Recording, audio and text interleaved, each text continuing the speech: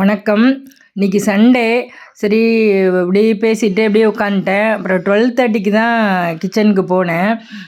வந்து ரொம்ப க்ளவுடியாக ஒரு மாதிரி இருந்துச்சு கிளைமேட்டும். அதனால் என்ன பண்ணேன், சாதம் வச்சுட்டு பிரண்டை தொகையில் அரைச்சேன். நம்ம கொல்லையில் பிரண்டை இருக்குது, அதில் பிரண்டை தொகையில் அரைச்சிட்டு தக்காளி ரசம் வச்சேன், பாகக்காய் வறுவல் பண்ணேன், உருளைக்கிழங்கு வறுவல் தான் பண்ணிவிட்டு தயிர் வச்சேன்.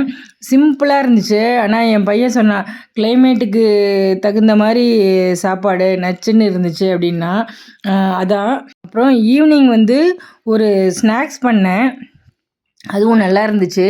அந்த வீடியோ வெட்னஸ்டே அன்னைக்கு வரும், பாருங்கள். ரொம்ப சிம்பிளாக அதே சமயம் நல்லா இருந்தது. நான் இப்போ ஏஜா என்னன்னு தெரியாது, ரொம்ப சிம்பிளாக அதே சமயம் நல்லா டேஸ்டியாக பண்ணுவேன். அதான் பாருங்கள், சப்ஸ்கிரைப்